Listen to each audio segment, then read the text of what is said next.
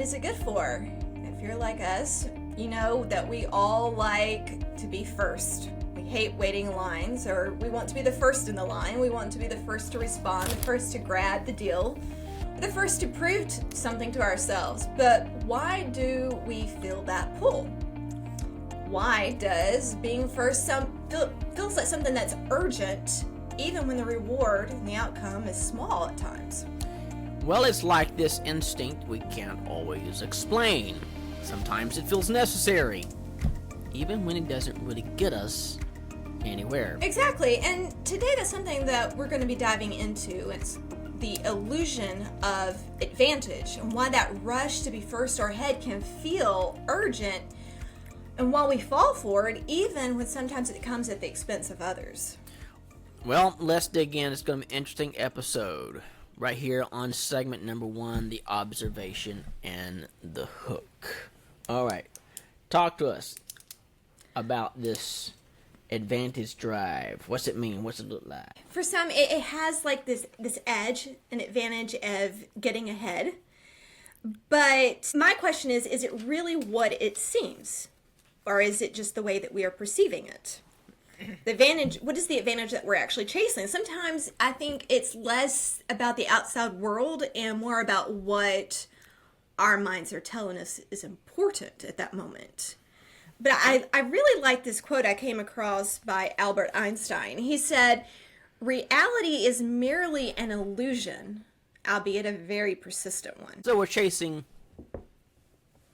illusions of having the advantage, whether it's in the checkout line or trying to get ahead of someone on the road, or something even more serious like coming out on top at a job or a competition. We're chasing the illusion that perhaps it makes us feel empowered, thus we have control over our circumstances, thus we feel like we have a safety that we can predict.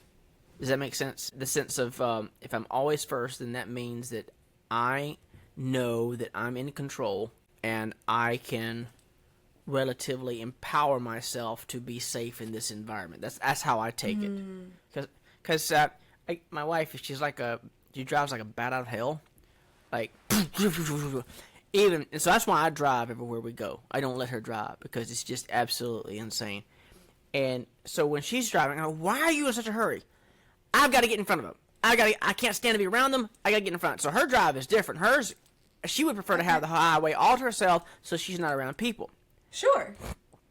So that's a little different drive for me. But I think for me is when I've spotted that in my life, it's I can't imagine being second.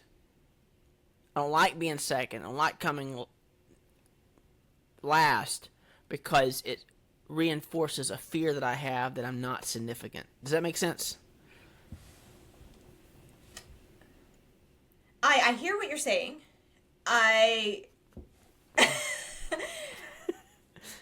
So you want to you want to be second, or last, as you put it. No, I don't. I know. No, I thought you said you want to do that. No, I'm saying that the initial drive is to avoid being second, is to avoid being last, because if I'm first in line, then that means I'm more important. If I'm faster than you on the highway, then that means I'm better than you. You see, it's all about reinforcing this idea of who I am is better than those around them, and if so, then that means we're dealing with illusion, right? Convince myself that because of that prestige, because of that significance, I have power to ensure that I am safe against unpredictability. That's me overthinking the drive on why I've got to be first in line to pick up my kid. Why you have to? Why the world's filled with hashtag Karens? Or constantly, if I'm important enough, then I should be first. But if I'm not first, if I'm not getting my way, if I'm not in the place of advantage, then reality is confirming to me that I'm not as important as I think I am. Granted, we're getting down to another topic here. I'm going to try to avoid that. But that's my take on the drive. Is yours different? Okay. I don't feel it that strongly. I tell you right now, I I despise waiting in lines, like whether it's for a table at a restaurant or for checking out at a grocery store. Can't stand it. But I don't necessarily feel this drive that I see in other people that disregard civility and other people's needs and priorities. Yeah. And it said that's where I get confused on, like, for example, I've seen this more times than I can count. I will be on a local road going toward whatever destination it is, and someone is cutting in, cutting out, being very aggressive, disregarding other people, breaking road rules, and then I end up getting at the same destination as them at more or less the exact same time. What did they gain by acting that way? That's where this curiosity is coming from. Yeah. There's something in them that's driving them to be first, to be ahead, to beat the crowd, or whatever the case may be. But when I can get there at the more or less the same time, at the same location, without being so disregarding of everyone around me, then what is it that person gained? That's, I guess, where I'm coming from. We would have to ask them. It'd be interesting to see their take on that. I see it across so many people. It's not just this random occurrence. And I sort of had,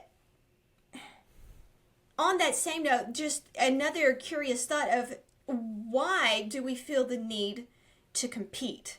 And I know this goes in a slightly different direction. I'm not just talking about on the road here, but I mean, even like, let's say, family game night, board games, or sports. I know we've had our little spiel on sports, but what is this drive within humans?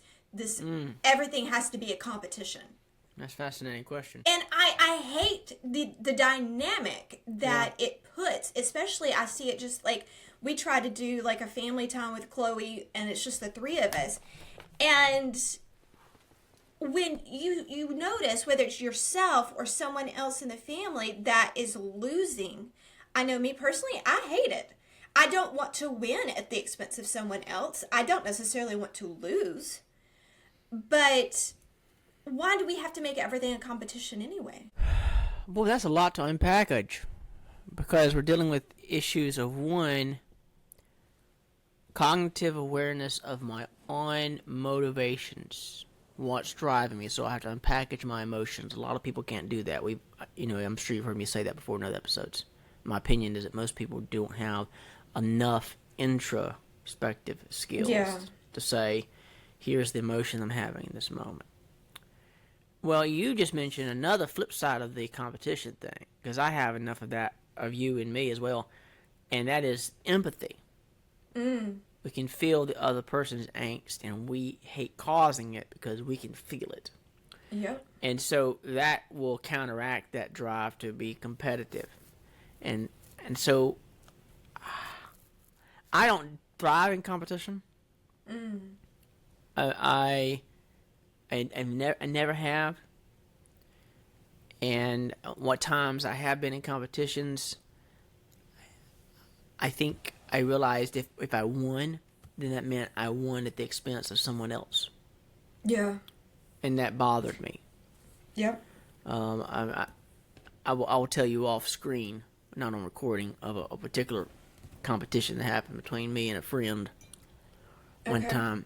And even though I won, I never forget that feeling, because I saw the look in that person's eyes, and I did not think the entire thing through, the ramifications. To this day, I still remember that moment. And so I want to be in a place where I'm competing only with myself. Where, in other words, I want to be better than I was the guy yesterday. So my advantage drive needs to be based on, well, am I getting ahead from where I was? And the illusion you're talking about, reality, that, well, if I'm better than this person, I'm doing okay. And this is really not the road we want to go down, because you just get into the spiral of having an external reference upon which your feeling of significance is based. Right. And I think I've came to the place in my life of being overwhelmed with trying to chase meaning that that little stupid book I wrote about the joy of insignificance.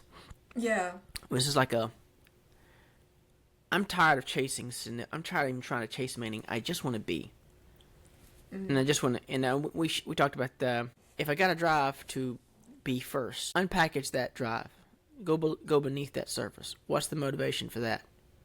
What basic instinct is pushing that person? And I'm going to say it's fear. Yeah. Okay.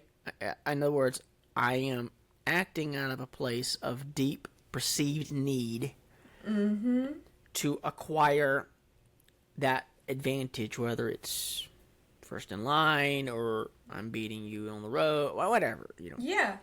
Besides the fact if you're in a hurry, you gotta get somewhere. There's also I'm going to get down deeper into the subtle drive is I need to reinforce my awareness of self from the environment that I do have enough power to exert on the environment to have a sense of being in control. And what's driving that? And that is the fear of vulnerability. And we hinted on this last episode where I was just being raw in the fact of how my emotions that are driving me are different nowadays than what they would have been 20 years ago. Sure. And I think I wish I could have said this last episode, because it took me a while to process. This last episode we recorded was really a lot of thoughts were going on in my head. That my drive for being, winning, and we see this very predominantly in today's political environment. America first, we gotta come up first. It's all being done from a place of fear, place of scarcity. What happened with me, the catalyst that makes me entirely different than I think a lot of people is, and I shared it with my wife. I said, I think what happened is love, real mature love, found me. I didn't find it; it found me, and created a safe place where I no longer have to be anybody but myself. I don't have to have any more money than I have right now. I don't have to do anything. I don't have to accomplish anything. Someone said, I just want to be with you, and that's all that I need. Yeah. And it's taken me, and we've been married now over 10 years, and it's taken me till now to relax into that and realize, oh, I don't have to be, and just fill in the blank. Yeah. And the subtle thing that has slowly been happening is not a eating away, that's the wrong word, a dissolving of former algorithms of fear masquerading as being concerned about other people, which is really masking, I am trying to make sure that I'm safe by making sure that you approve of me. And so I can come across now as a little crass when I say, I don't care about that person. I don't care. I don't care.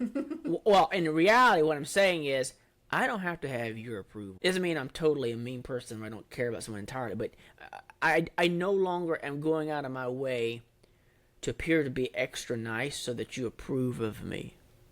Right. So that I feel accepted. So that I feel like I'm in a place of advantage. I have learned, I'm just now learning how to relax into this, I want to say blessing that I have, that I'm almost convinced a lot of people just never experience. My wife and I were talking, I don't think a lot of people get experience what we experience. Absolute, complete, not trouble-free, but I'm talking about bliss, where we don't need anything else right now. We're good. We're good. And that feeling, we know we didn't have that growing up in the sense of emotional safety. And there's a passage in the scriptures that says, perfect love casts out all fear. And I think that I'm just now starting to learn this. And now what's it have to do with our topic at hand?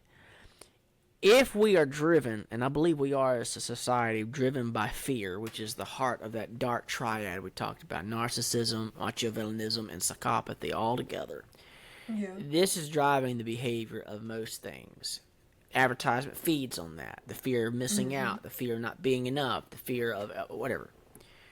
If you are fortunate enough to have a place where you have an external source, like in the case of my marriage, that is the antithesis of that drive, I am starting just now to feel the diminishing effects of the illusion that those fears were based on. Those fears were based on, oh man, I'm not enough. I'm not good enough. I'm not going to be loved enough. I'm not going to succeed. And what do we mean by succeed? All right, now we're feeding from the last episode of this, the draw. We were talking about ambition. Was that what we're talking? Well, motivation, habits. And... Yeah. Well, there you go. If that inner core need is being met, you begin to take a look at all the trappings that society inadvertently attaches to you on these are the things that you should live for. This is what you should drive. This is what should be driving you. And you take a step back and say, oh, so if I'm already loved, if I'm already belong, and if I'm already provided for, if I'm really safe, why am I pursuing that? Why am I trying to? And you fill in the blank with those questions. Yeah. So this drive for advantage, driven by the inner psyche's perception of its own ego, how safe am I? This requires someone that's willing to take a look inside and at themselves to see how stable am I? Am I being driven by fear? Or am I being driven by a deep reservoir? And I don't know how to create a deep reservoir of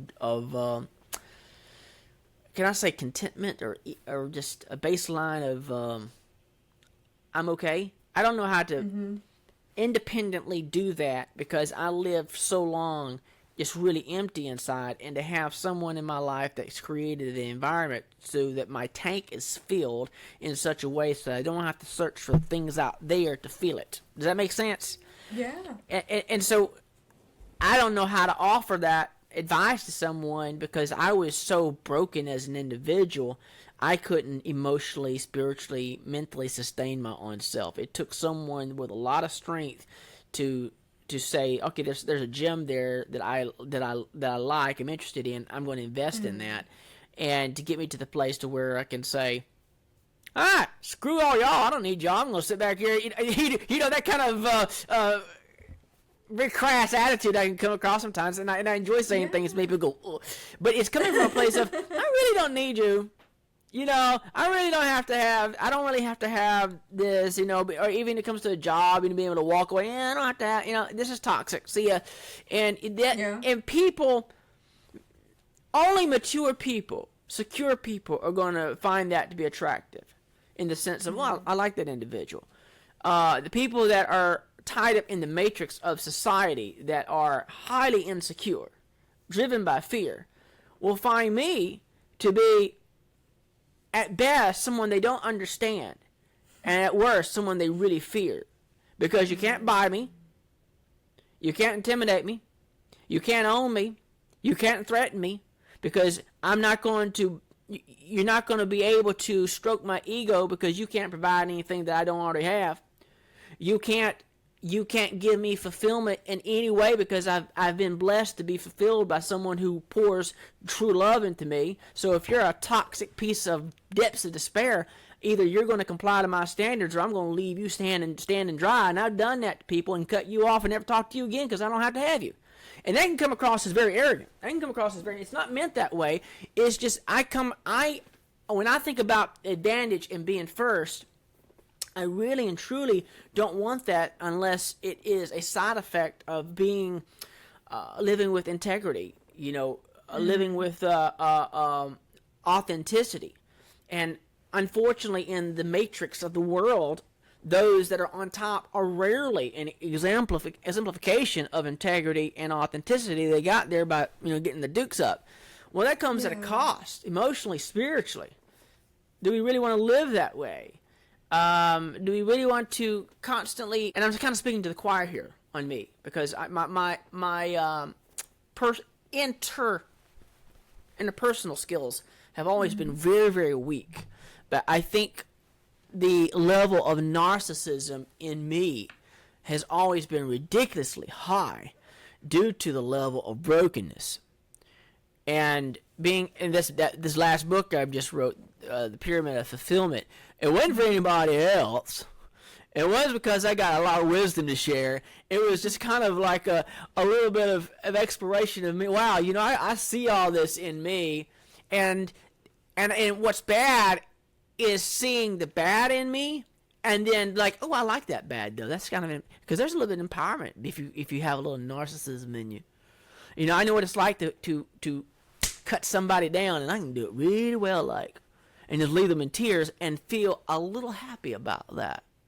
So that's interesting to find that out about me in my 40s, that I got this nasty little edge about me. It's deep beneath the surface, because I got this. Oh, hi, how are you? I tend to be nice to people on the surface, but there's a little bit of a, it's like when anybody gets to see it, they're like, I don't know what to do with that, because that doesn't fit the rest of the picture of you. That's very contradictory to everything else I know about you. And I think it's, as I've learned, I'm still analyzing that part of me. I think it comes from a place of fear. I don't like being vulnerable, and it's just old habits kicking in.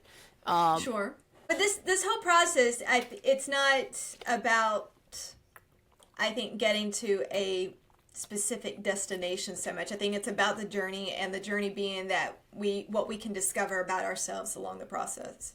But I do wonder sometimes how someone can trade the value of, okay, let's say being first or getting ahead over civility and reasoning.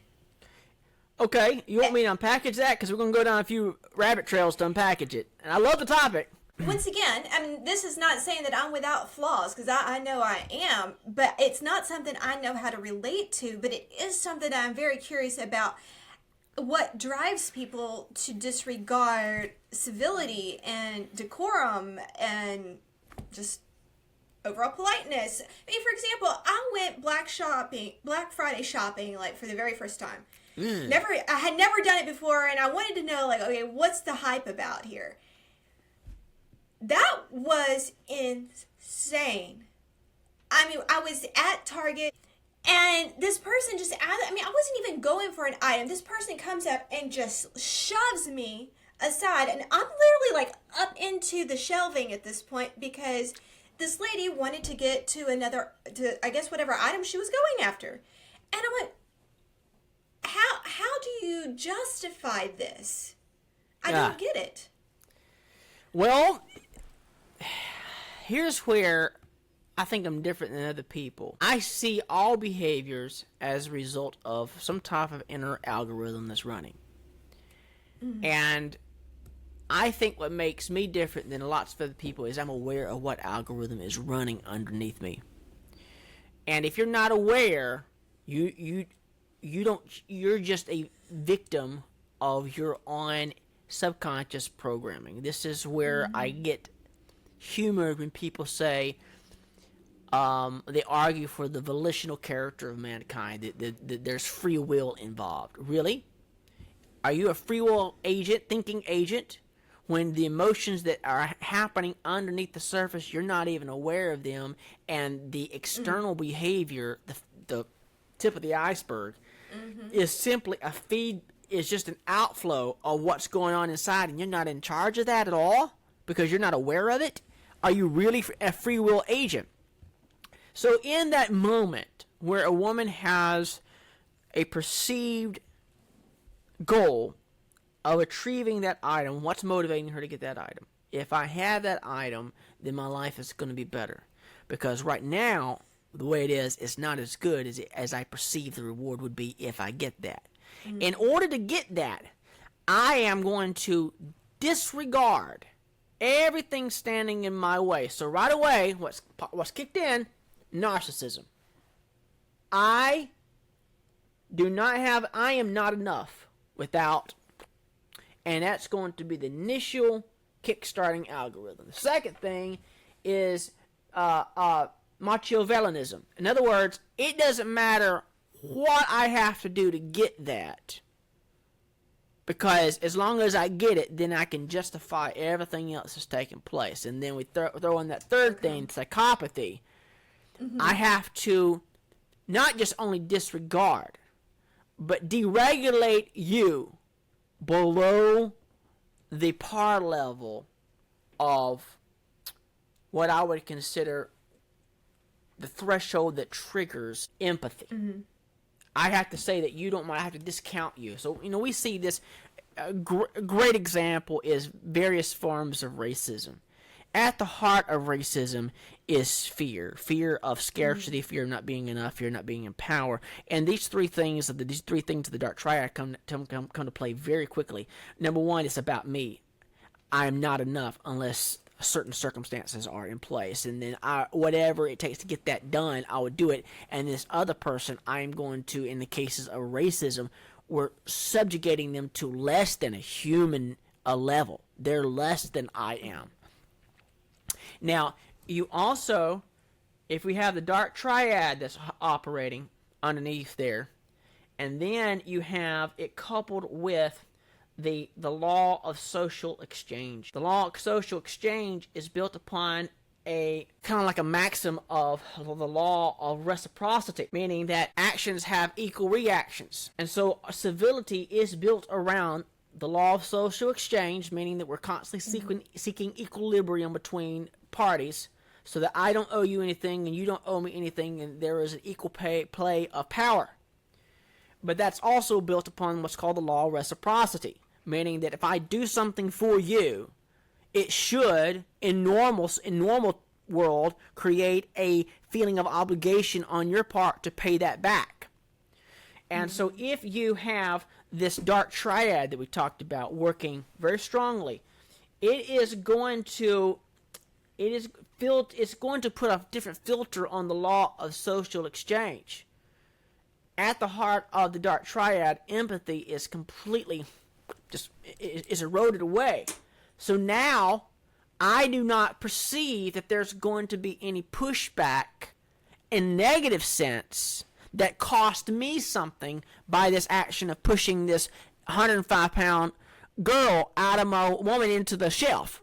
Imagine this person was bigger than you. So she probably ascertained very quickly that this is not a force to be reckoned with.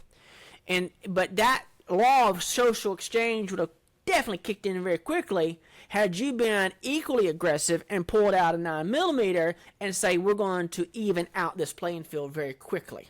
So now that law of reciprocity would have kicked in for that person, and either she's going to respond in like kind, or she's going back down in the force because she perceives that there is a reaction to my action that is more costly than what I'm putting out. That's the algorithm that's going on right there. And so at the heart of it is, I matter, and I don't think any of you matter unless if you only start to matter to me if your reactions to my actions are going to be a negative force that I can't compensate for or I can't overcome. Granted, that's a lot of deep... You mentioned this negative force, and again, I hate to pick on Target, but another incident happened, I think this was in Savannah, Georgia, just earlier this month. I read it online, where two men get into an argument over a parking spot at Target. And one of the gentlemen shoots and kills the other one. I mean, obviously, we don't know what all was being said in that moment, but just on the surface, whatever the case, whatever was going on, the ends didn't justify that. I mean, the way these situations escalate, and over such what seems like frivolous situations, that okay, so maybe I'm not going to be able to park near as close to the door, but does that equal murder? No, it doesn't. So I don't get how the ends justify the means in this at all. Well, I had a thought I wanted to run past you. I wrote this down last night. Okay. And again, not having talked to specific people, I'm having to speculate on what they're feeling or thinking in the moment, so take it for what it is. I wrote down, they feel justified in their actions because their action produced a relief. Therefore, they're not even thinking about what they did. They feel better because of what they did, because it produced a relief over whatever the situation was. Therefore, that creates justification in their eyes. And again, this is not going to be across the board on everything, but just referring to, let's say, the lady that pushed me at the store. Maybe she did feel justified because apparently that's not uncommon in these scenarios. And therefore, she was able to get what she wanted. She may have felt threatened by the fact that I was in her presence and was potentially going for what she was going. I don't know. But in that last night when I was thinking about this, I was thinking also back to the book I referenced in the last episode by Charles Duhigg, where he was talking about the habit loop, where you have a cue, you have an action, you have a reward. So in their mind, whatever the situation is that it cues this action that I interpret as being either completely wrong or lacking civility or manners or whatever. But the reward is that relief they're feeling from the action that they have implemented. Yep. And it creates that loop for them. Well, you mentioned a very interesting word, norms. Societal norms can change per context, and that person may have been accustomed to the Black Friday hecticness where such behavior is acceptable, but she may not be the type of person that would do that in any other situation. That'd be interesting to observe. She may be a very nice individual, but somehow in that particular context, the values that she has absorbed from societal common behavior have programmed her to believe, okay, I can do this typically unacceptable exhibition of behavior because of the particular day, the context that I'm in. It is, we all know that it is a fight for the survival of the fittest on Black Friday day. So people like you and me may find that to be inconsistent. We find that to be appalling. We find that to be illogical. And I think the more advanced someone becomes on these critical, higher thinking skill sets, the more unattractive those forms of base human, unfiltered, unmitigated actions are to us. Because what you just said was they're not thinking about their actions. They're having a release, and that release comes from a built up tension of the fight or flight syndrome that's built into our limbic system. That is, regardless of how much we like to think we as a species have evolved, we haven't gotten very far from the whole living on the plains day, and you never know when you're going to be attacked by a saber tooth. And so that limbic system, when we hear someone say, I wasn't thinking, I wasn't in the right mind, it's right. Something has completely checked off the prefrontal cortex. We're not thinking in the algorithms of the values that we would normally espouse. As a matter of fact, someone in those two gentlemen you referred to, it's not going to surprise me if someone said, well, this is not typical behavior. It wouldn't surprise me at all if both of those are outstanding people in their community. They just happen to both have bad days that day. And the parking spot became the icing on the cake, the straw that broke the camel's back, because they both felt very vulnerable about life and nothing's going my way. Both of them could have had bad news. Maybe one person had lost a loved one. Maybe another person lost a job. Maybe something bad. And they're both on edge already. And all it takes is, if I just can get this parking spot, then I'm going to feel, something's going my way. And now you've taken that parking spot, and you have once again reminded me that things are not going well. I am vulnerable. I am at the whims of the overseer of luck, whatever you want to refer to it as, and I am not in control. And being able to take some physical actions helps alleviate that built-up tension and fear. So I think the the more mature person comes to understand that we're not in control of anything. Like Albert Einstein said in your quote, it is an illusion. We have to become okay with, I am not in control of anything, really, and that my value is not based upon whether or not I'm constantly in control of this. And I find that I feel like I'm warring with two individuals inside me. I have the entity that can say, I want to do what I want to do, when I want to do it, where I want to do it, with whom I want to do it, and when I want to do it, and the power to negate negative consequences. And then there's this other person that just got through saying, I need to be mature enough to say, life's not that way. The real person that is at peace accepts the inevitable, does the best they can with what's in the moment, and then is okay if the best that they could do did not overcome the adversities that the environment was throwing at you. One requires a lot of maturity, a lot of deep, spiritual stuff. The other one is just my limbic system kicking in. And I have days where I can be really, really, I think, thoughtful and insightful. And then I can have days where I'm just like, screw everyone. And I think the difference I've observed with me is I have, because of my marriage, gotten to the place where I allow myself freedom to breathe. If I feel like I'm a jerk, I can just feel bad, particularly with you, I have the freedom to express, this is what I feel like right now. I mean, God, I can't stand a single soul. Y'all just all go to hell in a handbasket, as far as I'm concerned. And then the next day, I can talk.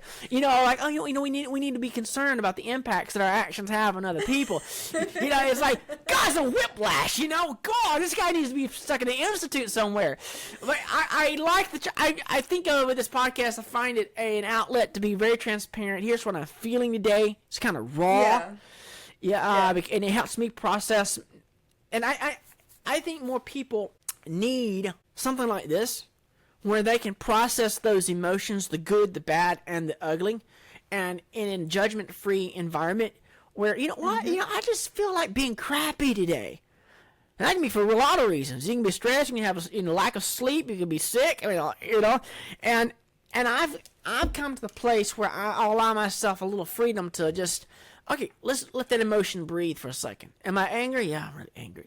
I'm really, really angry. I don't want to come out. Do I let that control the rest of my life? No. I find it therapeutic to let it breathe in the moment. I find it therapeutic to say, yes, that person doesn't have the cultural, intellectual worthiness to breathe in my presence. Shoo, bye-bye. Screw. It's liberating. To just let that emotion breathe, but then take a look back and say, that's not me in my entirety. I'm going to be a nice individual because I find joy in helping other people. And I love what you were saying about having that freedom to breathe and even just sit with that emotion, because I was sharing with you prior to the recording of this, just this morning, having gone through an incident with Chloe where she was having some very, very strong emotions. And I'm still learning how to try to handle this as a parent, but I have to caution her that, okay, the way you're handling this is not okay. What you're feeling is legit.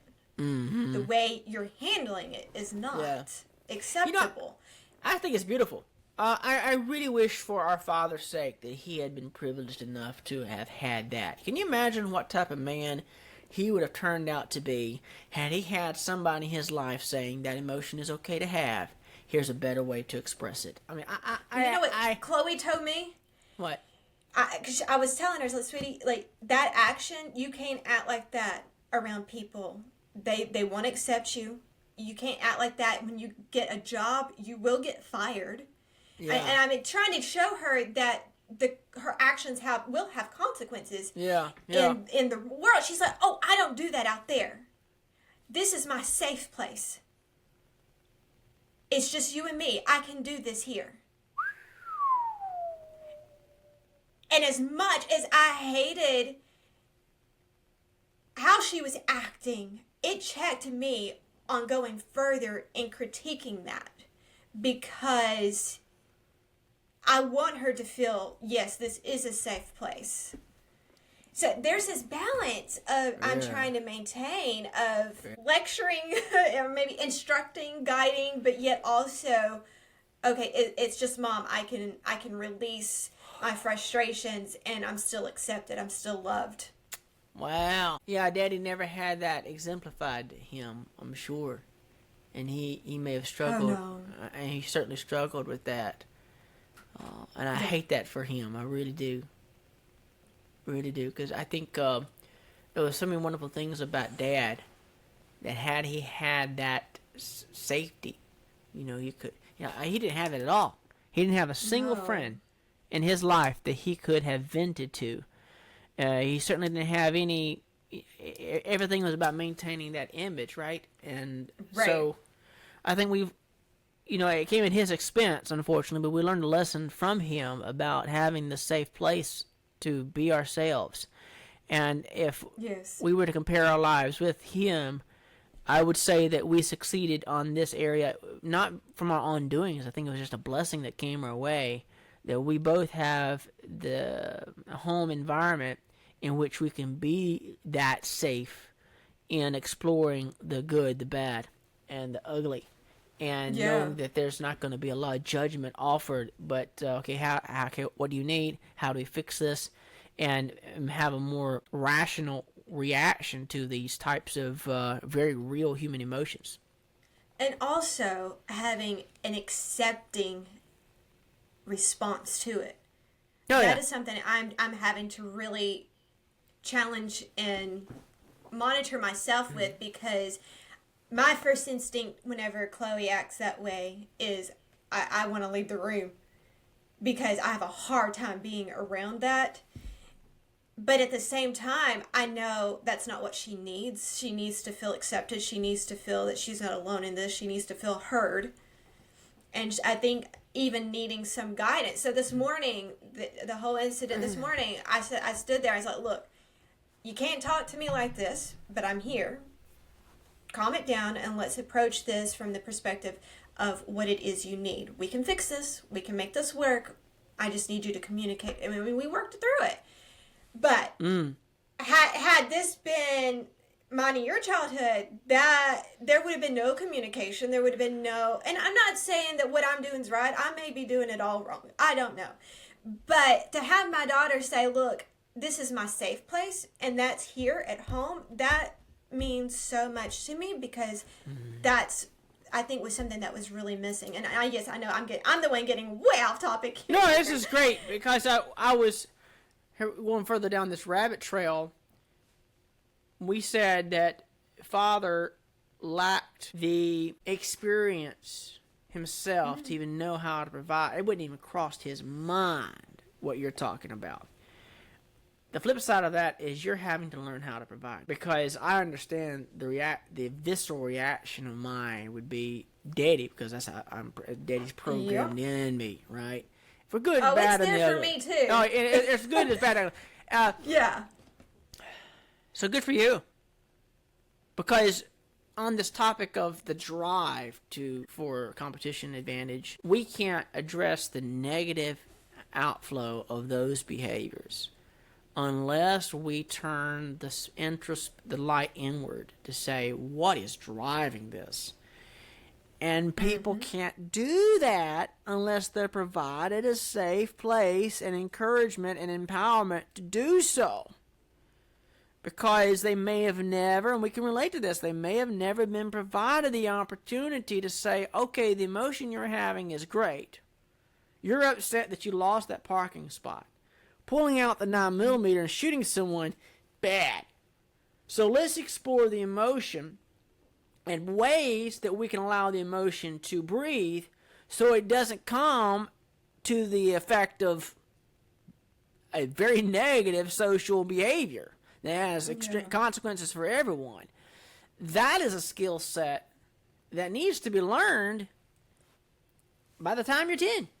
Or as you're turning 10, as those abstract thoughts are developing in the brain and we're becoming aware of the self beyond just the basic impulses of the body. That requires leadership. And now we're getting back to, well, why is society like this everywhere we turn? I think that the negative environments of our childhood, I'm not going to dismiss the positive, but we're going to focus on the negative. I think those are more common than what we want to admit. because the amount of anxiety, the amount of narcissism, the amount of, hey, you took my parking spot, so I'm going to cut you off, literally and physically, figuratively and literally. That is symptoms of people that have never had a safe place to just explore themselves, the good, the bad, and the ugly. And then how do I enhance the good? How do I address the bad here? And what's causing it? So I think society is really, really screwed because we are walking embodiments of deep resonating fear that has not been explored. Fear sitting there festering turns to anger. Anger festering turns into violence of some sort. Whether it's sexual, emotional, physical, the whole works. That's how it manifests itself. Sometimes all three. Yeah. I know you were talking earlier about like the evolution of the human race and all. Sometimes I get the feeling that we were better suited as humans for a different environment than what we live in today. Okay, there's a lot I could list, but all right, let's just take social media. I find the overall competitiveness of it, the need for constantly checking I see this in Chloe, like tracking how many likes you get. Or if you go back to the earlier civilization, they were just fighting for survival with hunting and fishing or whatever the case. It was all about their survival. I think we have too much time on our hands with all of the modern amenities that we have. And then you throw in such as social media. And I guess that's what I mean by us being more designed and geared for a different time period. You may have missed your calling, but it made an excellent cultural anthropologist of some sort, analyzing what we are as a species in various contexts. I enjoy the topic. Obviously, I'm not an expert on it by any means. It is where a lot of my curiosities come from. But I think when we step back from the stories, the traffic issues, the parking lot issues, the Black Friday chaos, we see patterns that emerge from it. And at the heart of it is often, maybe even subconsciously, a system that's keeping score. And whenever we keep score, we're playing a comparison game. And just like I was talking about with social media, there is where a huge, I think, comparison game comes into play, because we are constantly trying to beat what the other person's doing or looking a certain way to achieve what we've seen someone else achieve online. But I also think when we keep score, we're not just tracking our own performance, we're measuring ourselves against others, and that could be literally points on a board, so to speak. Yeah. Whether it's social media or getting, I think you mentioned this earlier, like promotions at work. And not that there's anything negative, I think, about getting promotions at work, but where I have a hard time with it, and I think this is a personal thing, is when, and I wrote this down last night, as I wrote, I dislike competition that requires someone else to be diminished at the expense of my validation. Ooh, that's pretty good. That's pretty good. So what you're defining as success is one that is a win-win situation, not so much where I win and you lose. But success is where I benefit and you benefit and we move forward together. See, that requires a lot more thought. I draw the line, though, and this is going to sound contradicting, and I hate being contradicting. I don't like being inconsistent. I love contradiction. I don't necessarily think that everyone should be treated equal in the sense that, okay, you got someone out here that's working really, really hard. They're providing for their family. That doesn't mean that everyone else that's over here just slumming it and not trying and not putting forth effort should be treated the same way, in the sense of let's say, equal pay. So help me understand how I can say both without sounding contradicting. Say it one more time for me.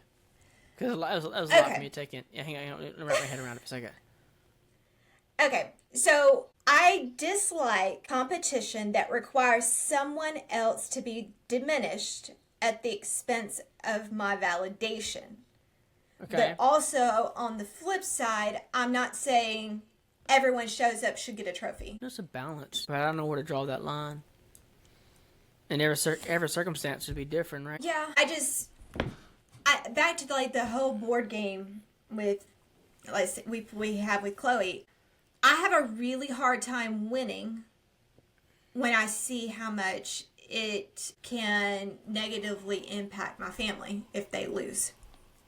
And vice versa. I mean, I have a hard time being the one that loses. So, how do you, I guess, disassociate your feeling of self-worth, your validation, your sense of competency from something trivial like a board game? You may not have the ability yet to turn all that deep thinking off. You know, there's some people who go through life who never, ever think that deep. And they don't have that. It's a blessing and a curse. And you just... right? And they don't know how to have those thoughts. They remind me of Joey on Friends. What thoughts? And how many thoughts? You know, it's only got the one layer. You know, yeah. So their question is pertinent to people like you and me, who are overthinkers, and so we have to learn how to turn that off. And so there's a balance. I think you can overthink things too much. I mean, I know if I go on a road trip with you, there's going to be the most planned, controlled fun you could possibly imagine. At 10:06, we're stopping to enjoy the scenery. You know. Bathroom break at 12:19. Sorry. Oh man. So I like the idea. I like the analogy you used with the scorekeeping with the likes on social media. Constantly looking for this external validation means I'm coming out on top. Yeah. What if we rise above that drive and come to the place where we don't need it at all? What if we start? What does that look like?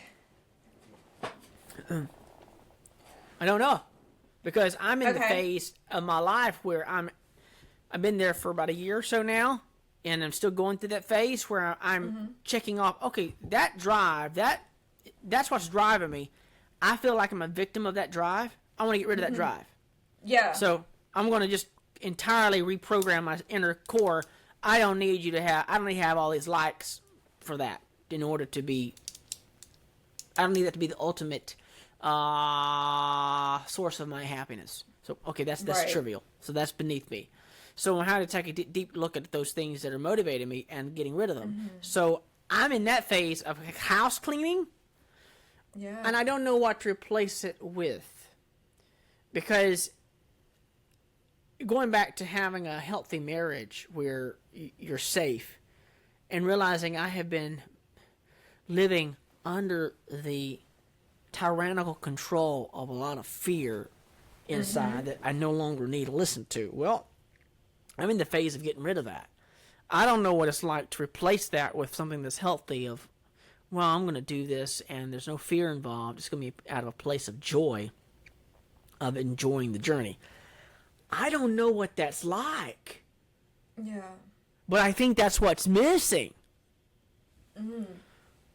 So our drive shouldn't just be about the tangible rewards.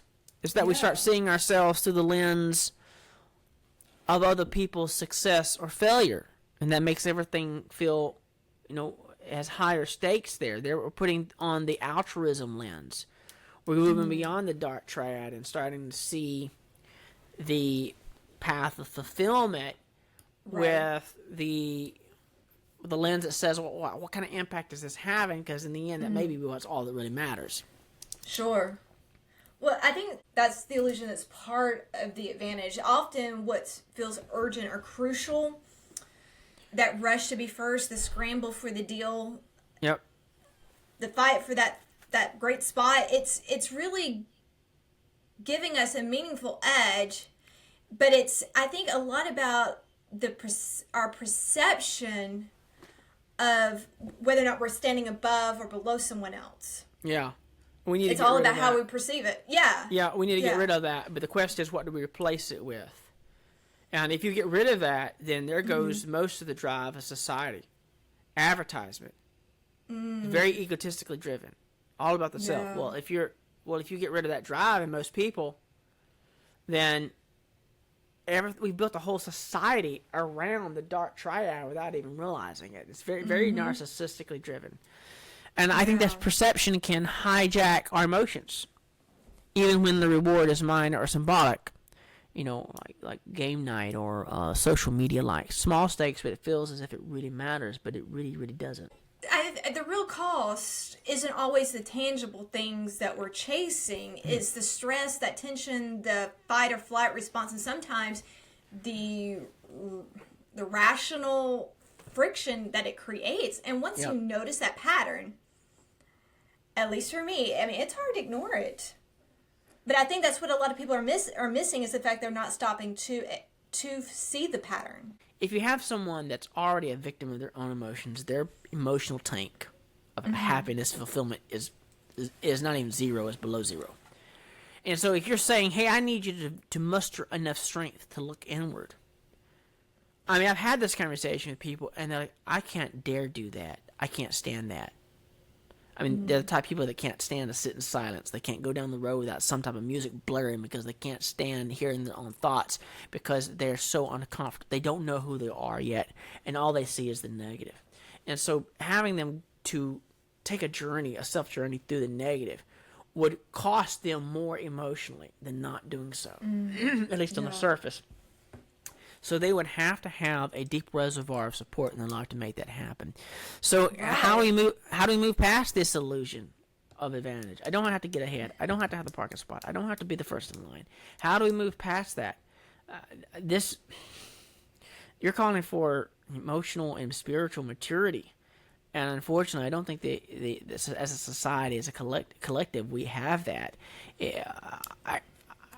It's almost like you have to have an external force that causes people to go, whoa, let me take a hard look at this. And it'd have to be something tragic. And usually we find these elements of humanity coming out of some very dark times in our history where something bad has happened and it's forced us to just stop, press pause, what really matters here. And we take an introspective look in these periods where we do that, we wax and wane a little bit. And I think we're in one of those periods where it's time as a society we take a deep look at what is driving us to come out on first, and then making it all about me. Look at all the cars I have, look at all the houses I have, look at all, look, I need you to. It's all about me. And if you took that away, what would be left of that person? I don't know how to fill that in. I don't know how to answer that blank. Fill in that blank. I don't know how to answer that question. I think if we consider the moments where we're keeping score, where the comparison game is running in that background, what happens when we pause and notice it? Could letting go of that need to be first or that need to win create less stress, more safety? More connection with others. Yeah, and I think that's what we need to be asking ourselves. And it's not just in the context of the grocery store or the parking lot. This is in our own homes. You can have these mind games, these embattlements, this vie for power inside home environments. And oftentimes children are the victims, innocent victims in these struggles. So maybe life is good for seeing the illusion for what it is. Letting go doesn't mean you stop playing or stop engaging. It's not weakness. It's seeing the game clearly, recognizing which parts are meaningful and which are just your perception of advantage.